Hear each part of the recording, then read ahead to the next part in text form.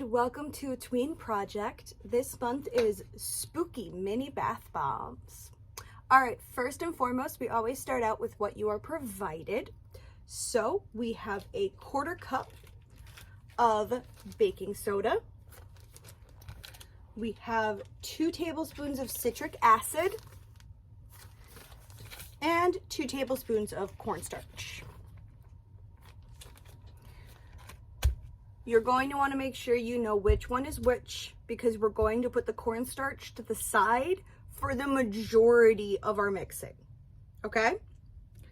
So we also have our mica powders, which are seasonally themed. We have our orange, our purple, and our spooky black.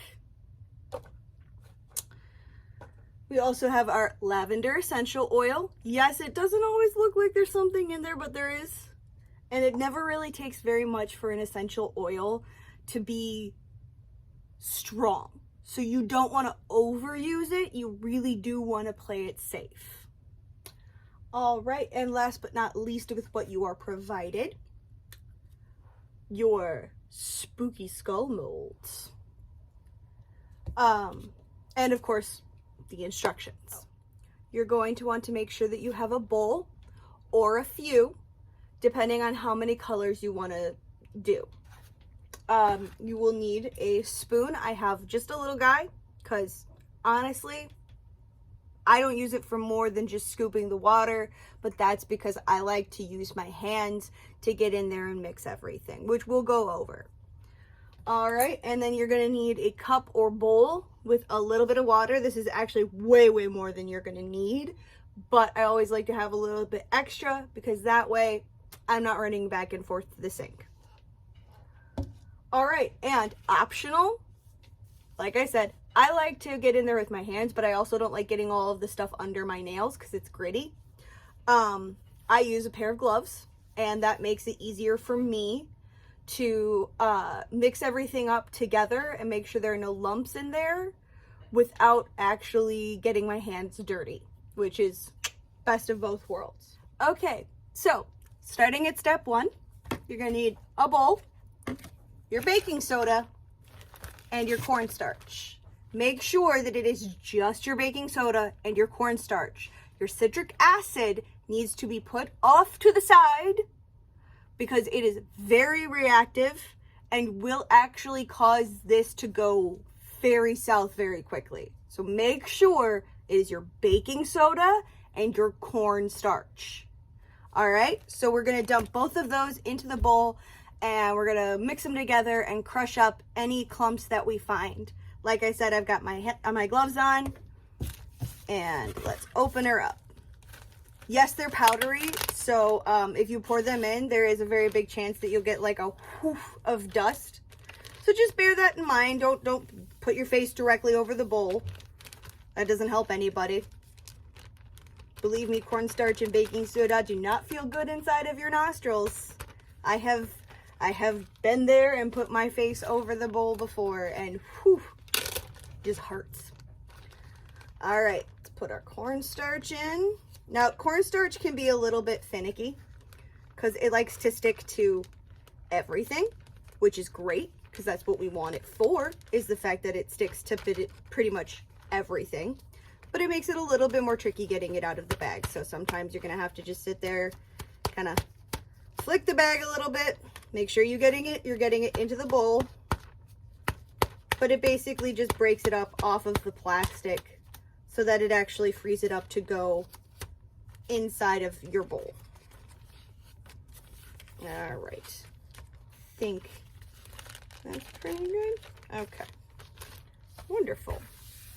So once they're in, it should look like this, where it's just kind of a slightly more off-white and slightly more white. The off-white is your baking soda. The really very bright white is your cornstarch. And once we mix it all together, it's going to be kind of like breadcrumbs, but really fine breadcrumbs. So let's mix them up and see what we get. So once they're mixed together, like I said, my hands get dusty with my gloves. You should have a pretty cohesive look. And yeah, it's still gonna be very powdery, and that's perfectly fine. That's what we want at this stage. Just make sure you break up any clumps of baking powder or I'm sorry, baking soda. Baking powder is very different, but it is also a leavening agent, but very different consistency. So your baking soda and your cornstarch should be thoroughly mixed together. Something I do when my hands are like this, just clap them, gets off a lot of the excess powder. Told you, not fun. All right, so then we're going to take our Lavender Essential Oil, because after all that spooky stuff, you're going to want something to calm you down, and lavender is great for that. You take it and you add it just a couple of drops at a time, okay? Like, you don't need an obscene amount. You're probably going to use all of the stuff that you got in your container, but you don't need to go ham with it at the first go around. You just a couple of drops, because then you're going to pick it up and you're going to squish squash it through your fingers to make sure you break up any excess clumping, because as soon as you put a liquid in, it solidifies and clumps up all of that powder. So you want to make sure that you break up any clumps that you find, and you pick it all up and you just squish squash it through your fingers, and you rub it around, and that'll break up, and that will be ideal, because we don't want any big like nodules of just scent. We want it nice and evenly dispersed. It also then helps prevent it from having any lumps or bumps when we scoop it into the form and the mold. Without a nice even consistency and texture, you'll actually get weird shapes in your stuff, and sometimes it won't even hold together. So that's always fun to learn. All right. You're going to go in with your second round of essential oil, and then you're going to just make sure that you, again, pick it up and make sure that you stir it in. You want to get it nice and well mixed in there, but you also want to make sure that you don't have any big clumps, because that's just unpleasant for everyone. Okay, so like before, you just pick it up and you squish squash it through your fingers, and you just roll it around. You can use both hands, that's perfectly fine, or you can use a spoon. Personally, I think using a spoon with this specific part is a lot harder than just going in with your fingers and your hands and just playing in it. It's pretty cool to the touch. It's nice. It's not unpleasant. I just don't like getting gritty stuff under my nails, which is why I wear the gloves. But you're free to go in barehanded. That's perfectly fine. All right. So after we have mixed our lavender essential oil into our cornstarch and baking mixture, this is where you have to make a choice.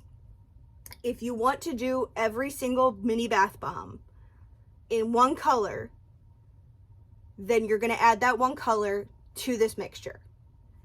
If instead you want to do multiple colors, if you want to do some purple skulls and some black skulls and some orange skulls, you're going to want to separate your mixture at this specific point, because you have all of your essential oil mixed in thoroughly, you have all of your baking soda and your cornstarch mixed together thoroughly, and right before we add any color, we are going to make sure that we make the decision that we want.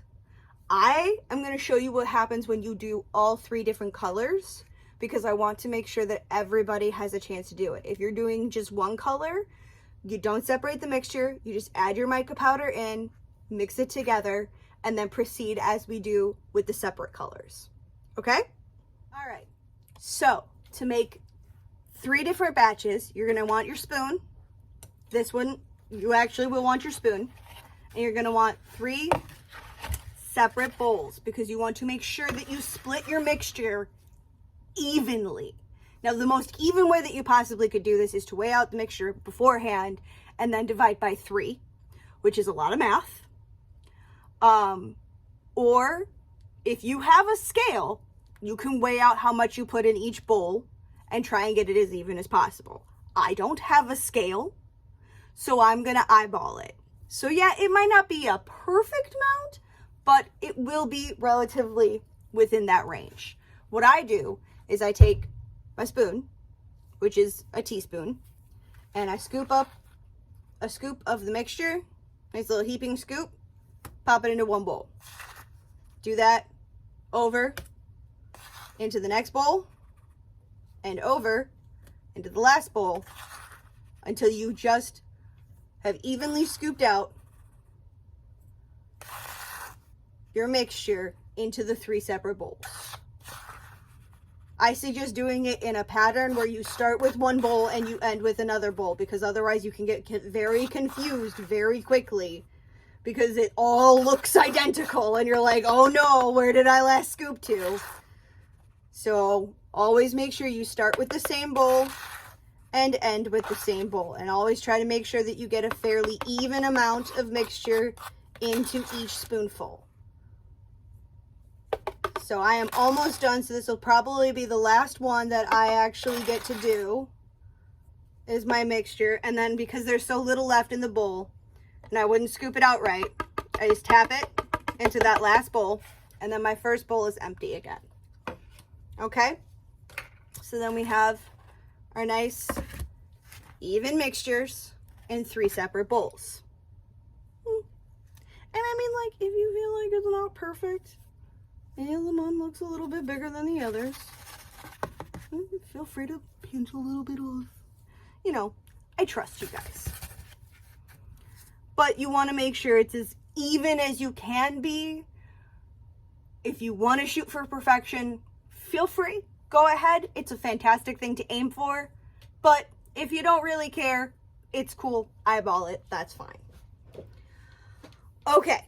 So next up, we're going to add our colors into each individual bowl. If you're going with a singular color for all of your bath bombs, then you're just going to pick the one color that you want and mix it in before you won't have to separate or anything like that.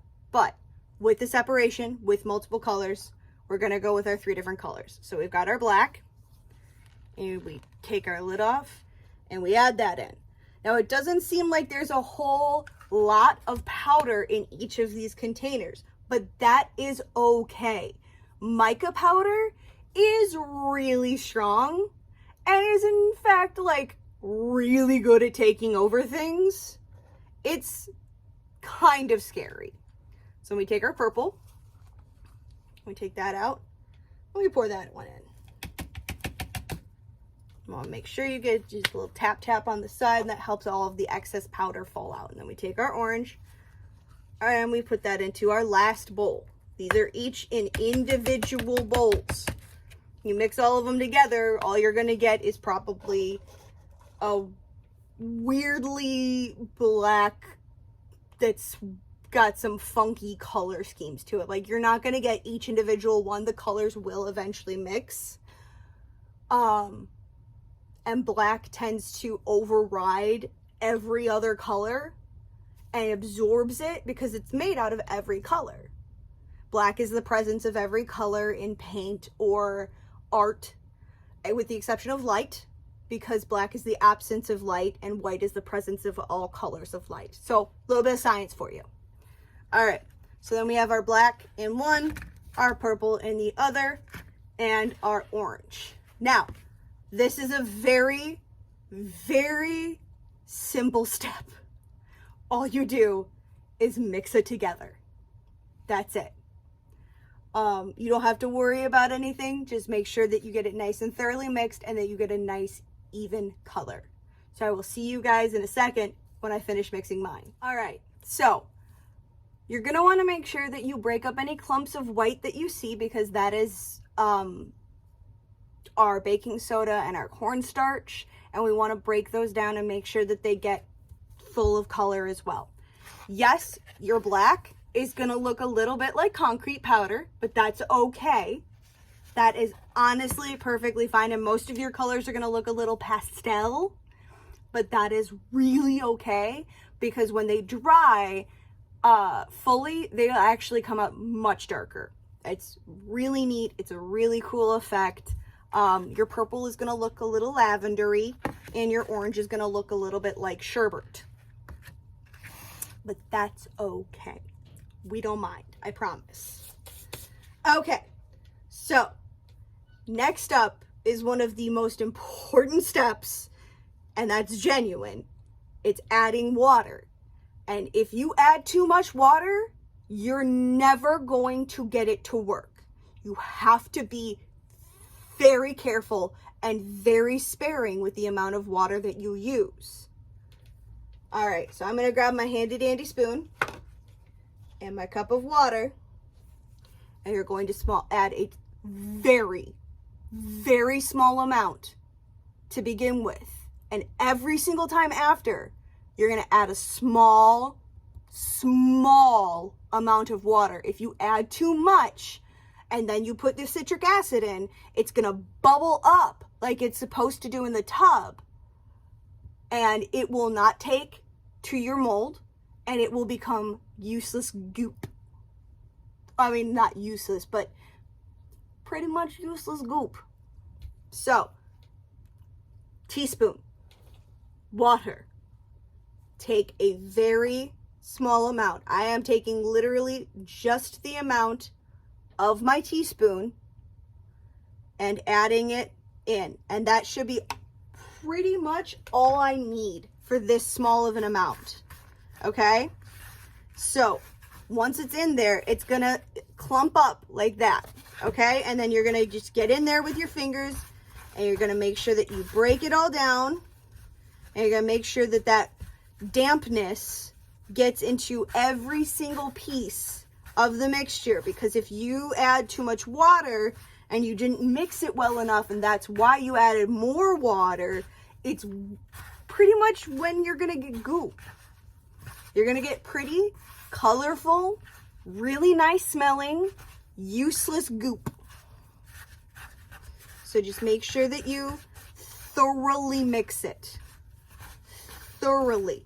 And the consistency you're looking for, actually, I'm pretty sure, yep. The consistency you're looking for is I took a handful and I squeezed it in my palm and it's maintaining its shape perfectly. But if I squish it, it crumbles apart. And that's great. That's exactly what we're looking for in texture without going overboard. So that was a singular thin teaspoon of water. One. Okay? And the reason that I tell you guys this and the reason that I'm emphatic about it is because I have messed up so many times and I have had useless, really pretty, really colorful, nice smelling goop. But it does not help. So, continue to do that process with all three colors, or if you're a singular color, that's fine. Make sure that you've mixed thoroughly and you get to that sand consistency. If you're a singular mixture, you might need 2 teaspoons. Maybe. Make sure you mix thoroughly with 1 teaspoon before you even think about adding another one. All right, I'm going to go add water to my black and my purple. And then we get to stick stuff in the mold. All right. Now that all of my colors are mixed, all of my sand looks, not sand, my mixture looks like wet sand that I can clump easily together and yet break apart, which is ideal texture. That's what we're looking for. So, next up is the citric acid. Now, if you are doing a singular color, you're just going to dump your citric acid into your bowl.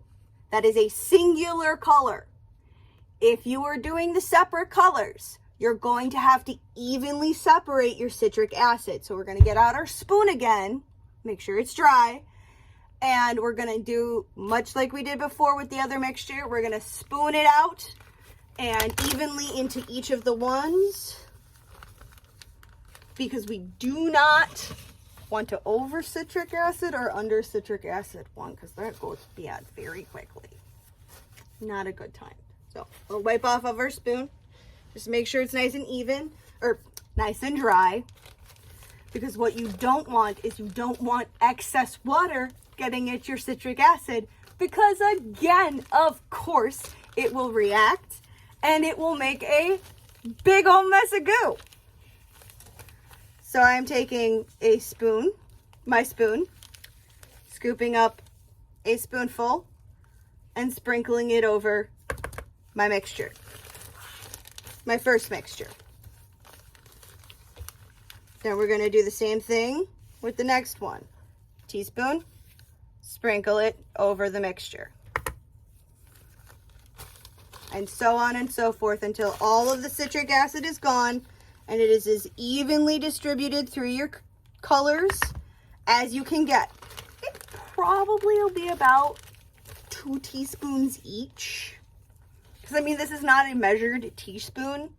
This is a much smaller spoon. So, or much larger spoon. So it's about,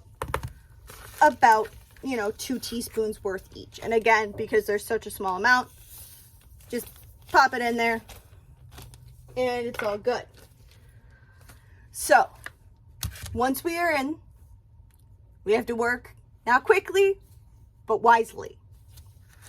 So you're going to take your citric acid, and much like before, we're going to just smoosh it together, squish, squash it all up, and you're going to feel it get really cold. Because as soon as any water that's in there, the tiny amount that we used, hits that citric acid, it starts to trigger a reaction. So you feel how cold this is in your hand, and it is scary almost. Not hurtful or mean cold like frostbite, but it is definitely much chillier than expected.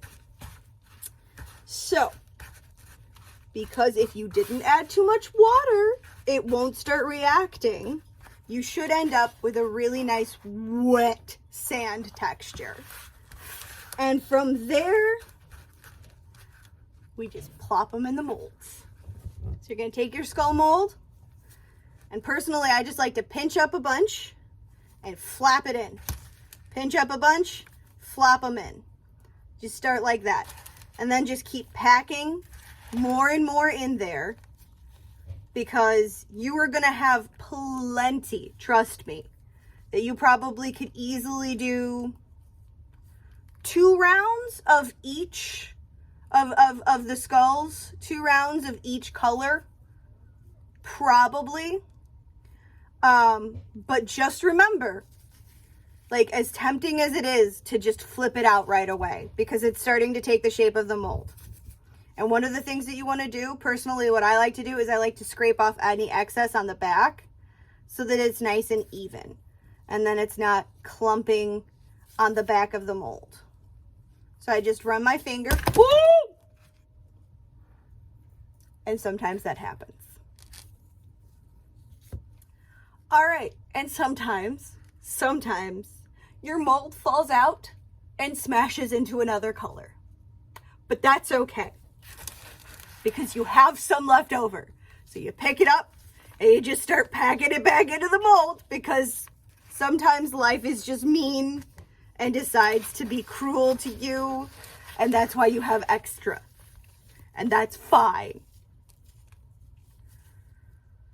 I'm not sad, I'm just a little bit upset, because it's like, oh yeah, it was beautiful, it was perfect, fell right down, because we're all human. But that's okay. So just make sure that you keep packing it in. And I do this over my bowl because it can get a little bit messy, because crumbles, like to fly everywhere. So then, like before, just smooth out the back. Make sure that if you see a crack, you put some more in, because you want to pack it firmly but gently. So if you are just hammering at this, you're going to get a bunch of cracks and it's not going to sit properly. But if you also are too gentle and you're not packing it down hard enough, you're not going to get a really clear mold out. All right, and then we just pack it down and scrape off the excess so that our back is nice and smooth. Make sure that we pack back in if we have taken too much, because that's always a possibility. So then we just smooth it down on the back. Smooth, smooth, smooth. We'll edit that. No, not again.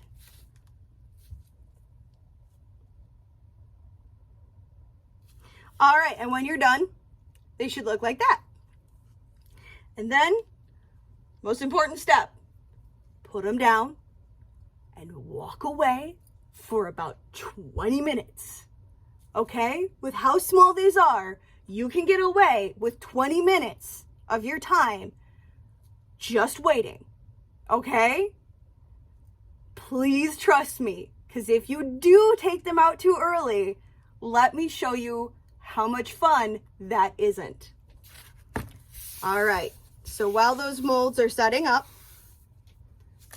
clean up my space, because that's always an important thing to do, is we clean up after ourselves. And then what happens when they dry is you get these amazing little skulls. I can even take off my gloves. All right, so when you take them out too early, they are going to crack and split apart. See how there are two parts? That should be one solid skull. I took out my blacks too early the first time. And yes, the mold took and it looks really neat. But it is cracked and it is crumbling and it will fall apart faster. If you wait, but you don't actually push down hard enough, you can still end up with some really, really small hairline fractures. I don't know if you guys can see that, but there are some hairline fractures in this one. Though it stands up, it looks really neat. It's the purple. Like I said, it's going to come out a lot darker than it was. My black ones came out as a very charcoal color, a dark charcoal color. And then the ones that I left the longest, like bare minimum of 20 minutes, but probably a little bit longer, were the very first ones that I tried, and they're perfect. I can literally sit here and wiggle him and he's not going to fall apart. He is perfect, and boom, no cracks, no hairline fractures, just a beautiful skull that makes a perfect little mini bath bomb. All right, so remember, be patient, leave them in the mold for a minimum of 20 minutes, minimum, and then you can actually start pulling them out and trying the rest of your colors. If you're worried about the colors that you have left over drying out in the meantime, one, it's very unlikely, because this is not really about evaporation. This is a chemical change that is happening between the citric acid, the water, the baking soda, and the cornstarch. But if you are still concerned, feel free to cover them in either tin foil or saran wrap, clear cellophane for the non-brand, and just keep them covered. Don't leave them out in the sun, because heat makes things react. And then after about 20 minutes or so, feel free, pop out your mold that you have currently, put it onto a napkin, let it dry face up, leave that alone for a while, because that is still very delicate. Very delicate. And then feel free to start packing molds. And then if you still got more that you want to do and you've got some left over, cover it back up, wait 20 minutes, pop out that mold, and goes the next mold. It's pretty simple. They're really fun. I absolutely adore them. I love my little guys. They look almost like little cookies. Don't eat them. Don't eat them. But they're great. And who doesn't love a spooky bath time? All right. I will see you guys next month, which I believe is Tween Project t-shirt stamping.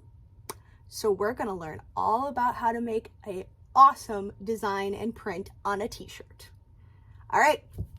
See you next month. Bye.